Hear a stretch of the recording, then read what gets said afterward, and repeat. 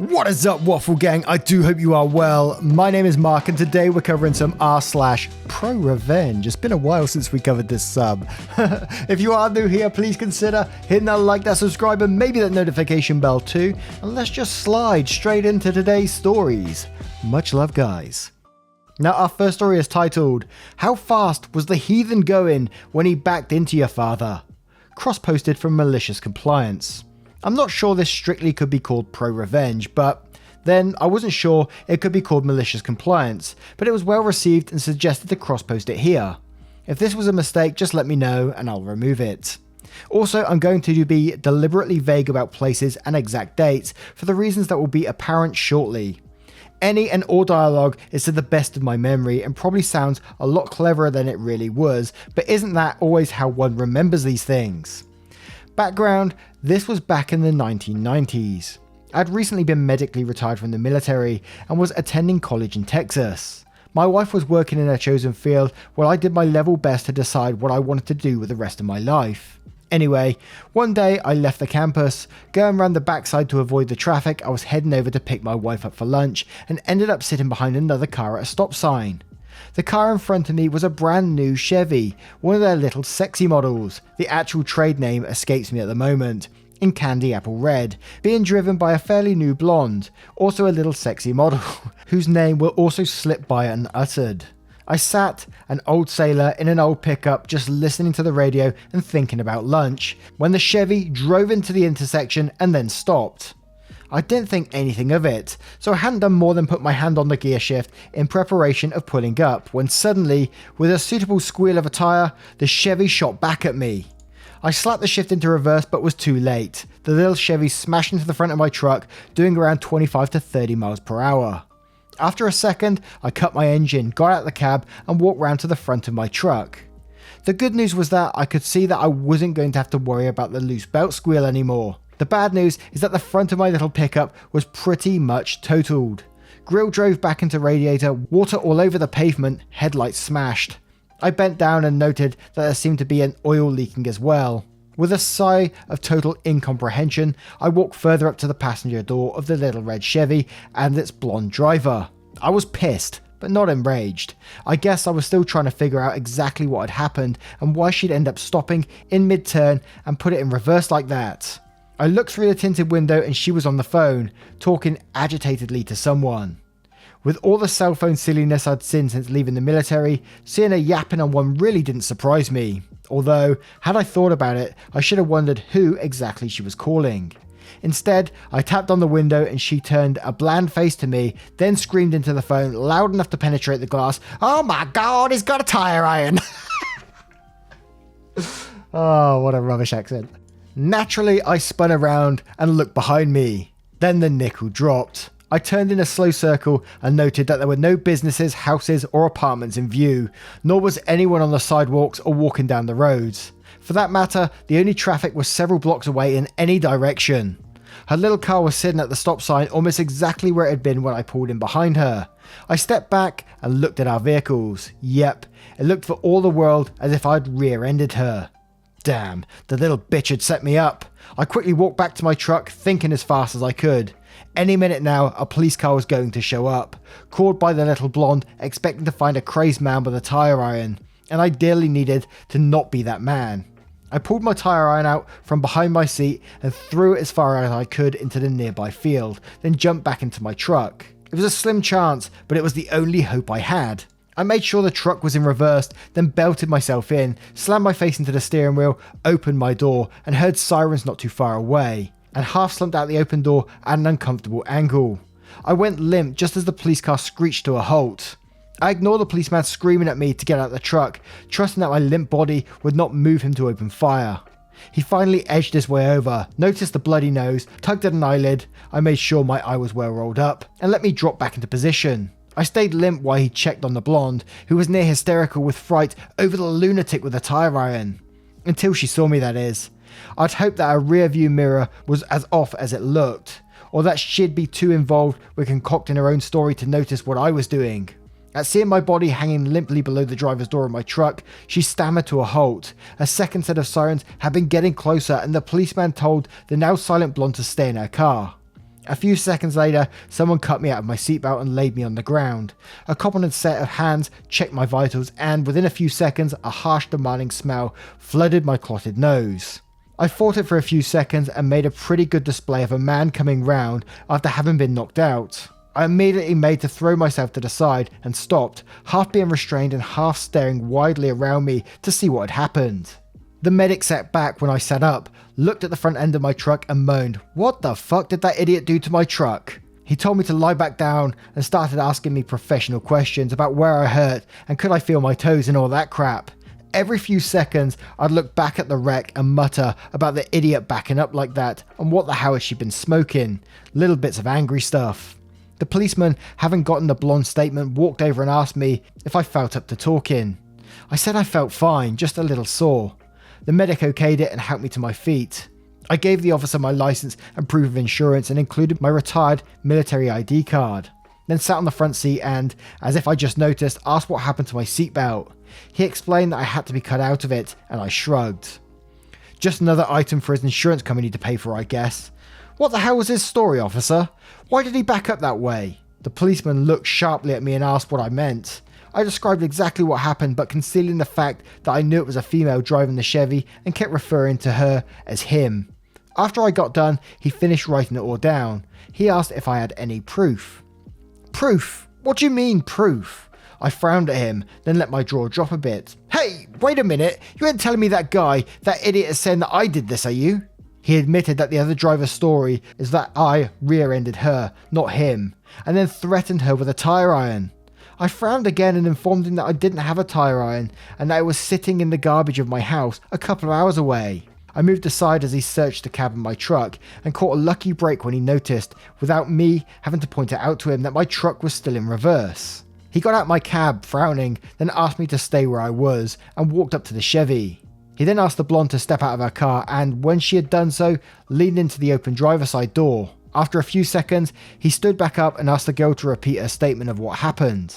It was a marvellously teary-eyed bit of acting, but she almost blew it by being somewhat puzzled when he didn't react. Instead, he asked her to go on and describe everything that had happened after the accident and everything she had done then.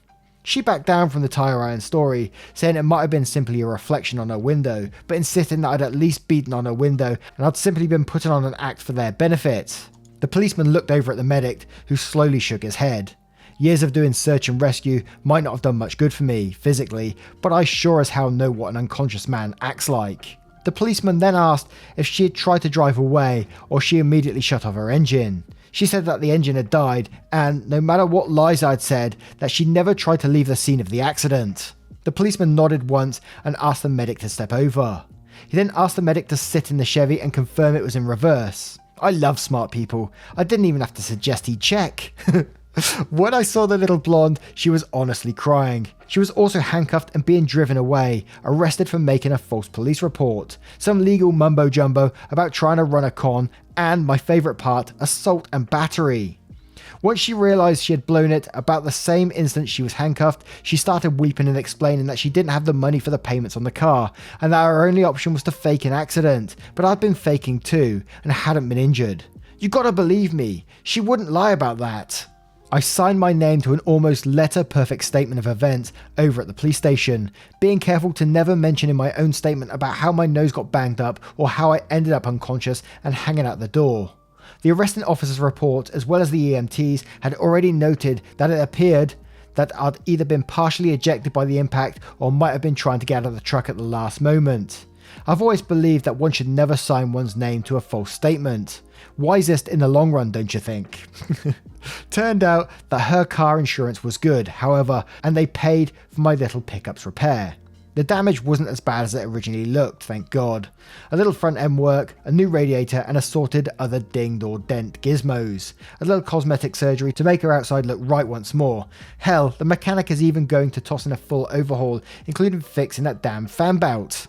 I had to drive a loaner for the next week. Also care of the blonde's insurance, and the irony of this will make you laugh. It was a little red Chevy. Nice car, and my wife and I had a ball riding in it, but way too expensive for a guy like me to drive every day. Hell, a car that nice might have made me try something stupid to make the payments. P.S. The title is a punchline from a fairly appropriate joke. Extra points if you can identify it just by the punchline. And I'm going to turn this one straight to you guys. What do you guys think of this story? I absolutely love this one, especially the way the guy has written it too. Absolutely fantastic. Let me know your thoughts in the comments below.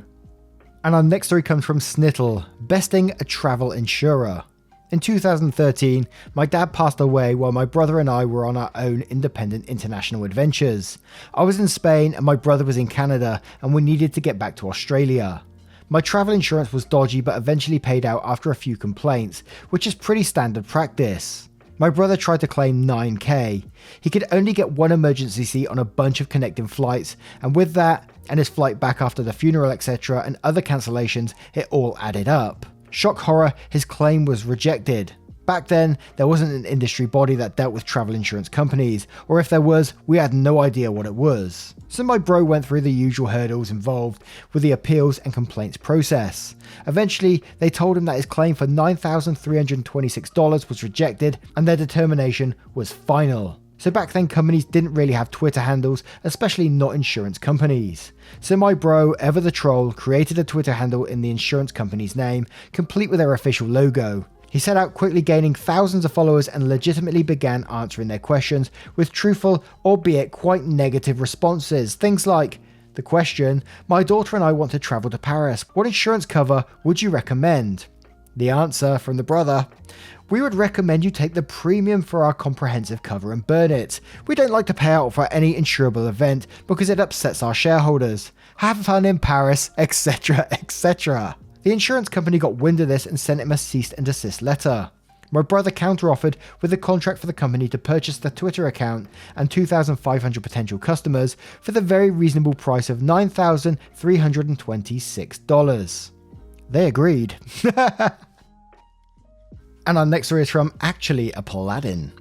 I unleashed the monster of bureaucracy upon my neighborhood and watched it destroy him. This is a story of how patience is key and how letting someone else get revenge for you is by far easier than doing it yourself.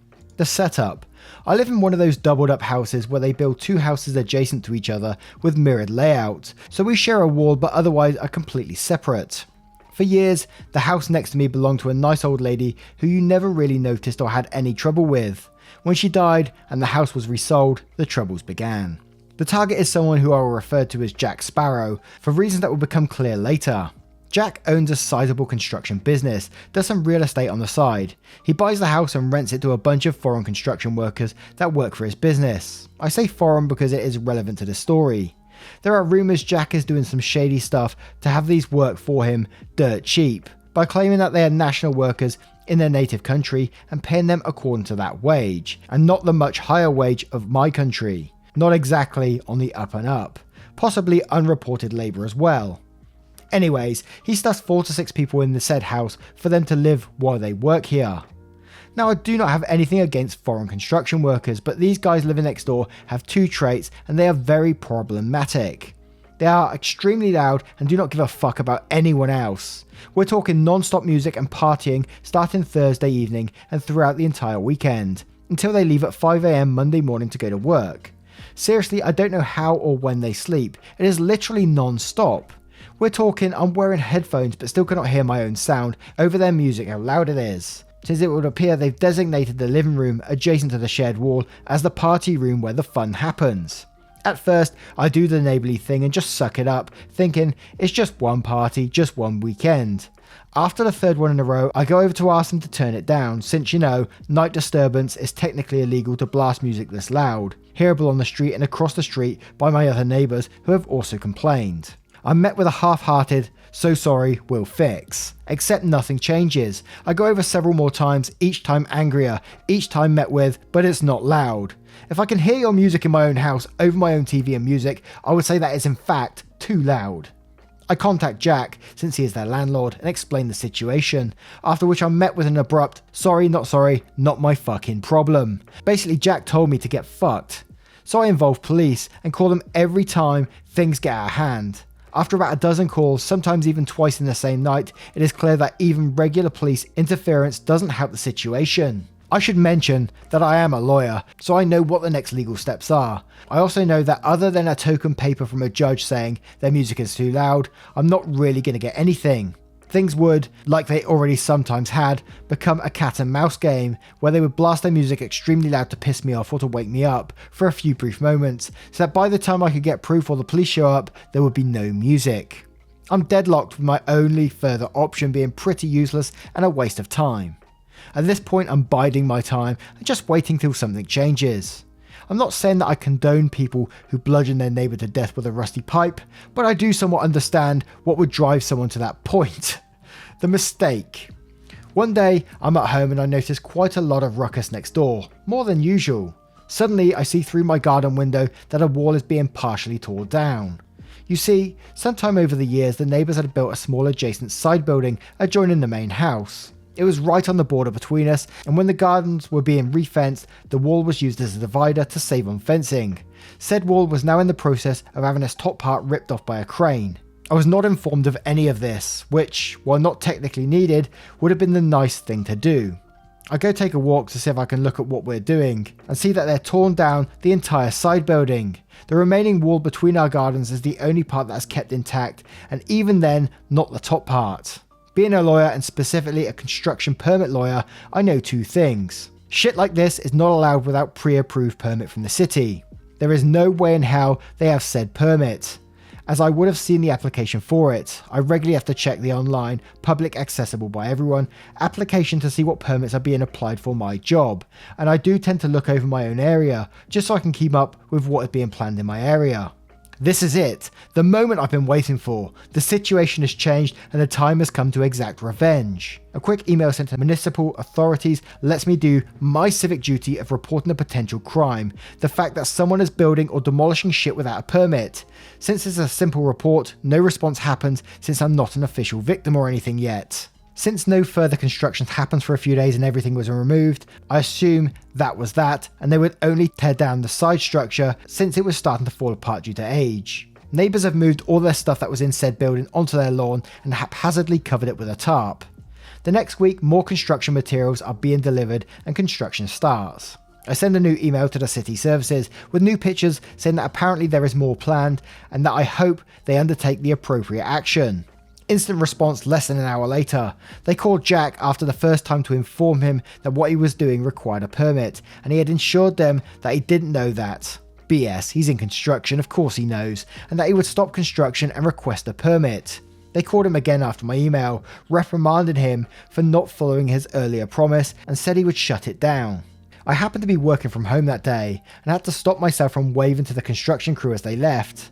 Later that day, I get an angry phone call from Jack who accuses me of reporting him and that I would be sorry.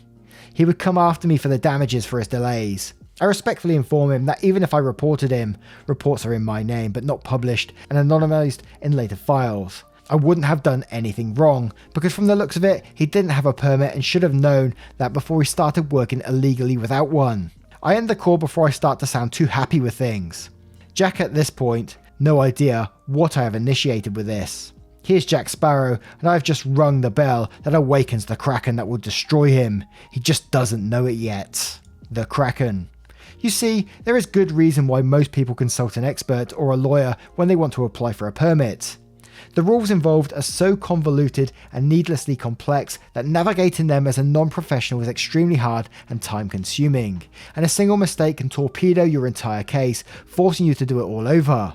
I've killed entire projects and I've seen clients' projects killed by pointing out that on page 127, section 35-1-A, something was left blank that should have been answered. I did some digging and found out that the previous owners of the houses actually consulted each other about the side building and agreed on making the wall part of the divider between their gardens. So much so that they shared the cost of it and the ownership. That wall that he destroyed part of, it was also my wall, which of course means I'm entitled to damages, but that is not the important part. The important part is that he needs my permission to do anything to that wall. So when he applied for a permit a few weeks later, added bonus, rowdy neighbours, stuff is still out in the open, covered by just a tarp, since they expected this to be a quick smash and replace job that would take a few weeks at most. I went to the city and looked at the application. Noticed that they were planning to do some stuff to said wall that I own 50% of. So I filed a complaint following proper procedure about the permit, namely that if granted it would never be executed since Jack needed permission from me in regards to the wall, and he didn't have it, nor was I intending to grant it. This should kill his permits, and permits can't be granted if you know in advance they cannot be realised. No sense granting a permit to build a certain kind of house when you know they're never actually going to build it.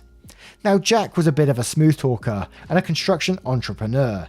Had his connections, and permits are a political decision here just as much as a legal one. So despite 100% correct legal objection that should have killed his permit, it went through. He actually called me about it to gloat a little.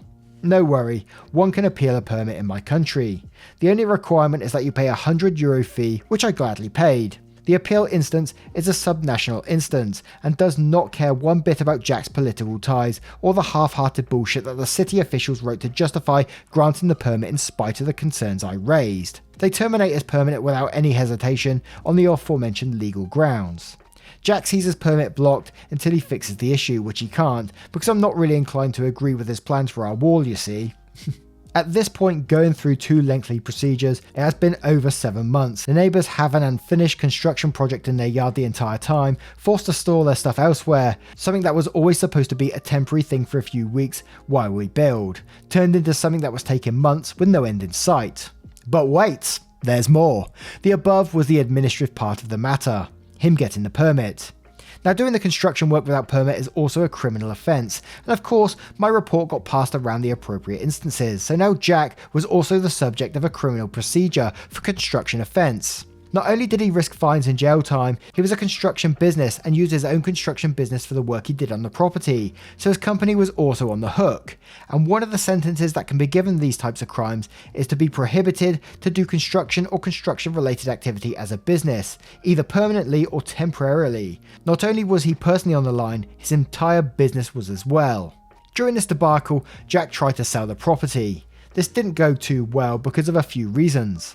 One, the property was inflicted with an illegal situation. The demolished side building was torn down illegally, and until said legal status was resolved, it would stick to the property, which tends to kill the property value quite a bit, since nobody wants to buy something that they have to spend time and money on to make legal again by either rebuilding the torn down building or getting a regularization permit for it.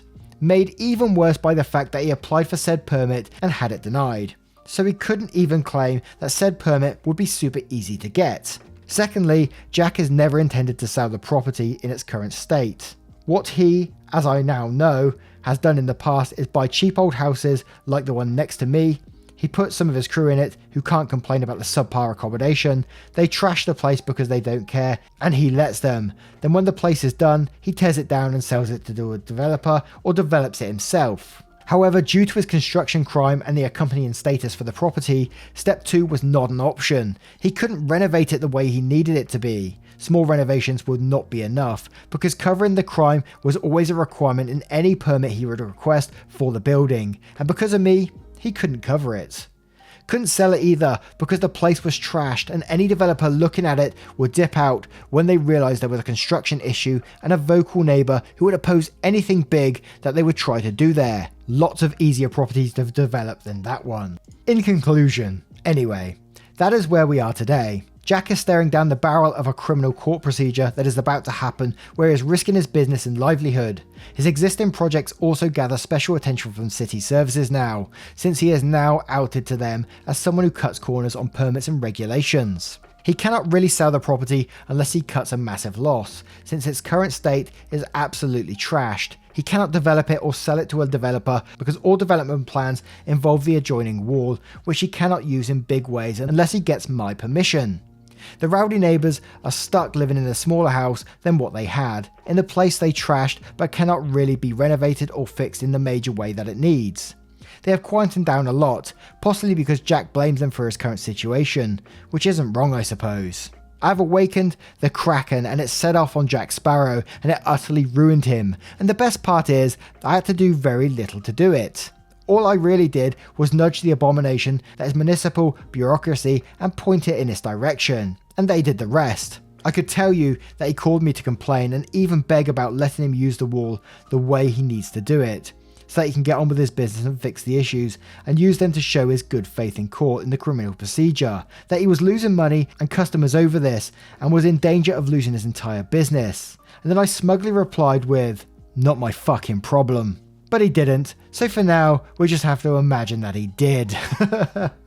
And now I turn this one to you guys. What do you guys make of this situation? And have you ever had anything similar? I love like nightmare neighbors and all that sort of stuff. You know that. Let me know in the comments below. Once again, guys, thank you for being here today. I hope you did enjoy today's stories. And if you did, you know what to do. Hit that like, that subscribe, and maybe that notification bell too. And I will see you in the next one. Take care, guys. Much love.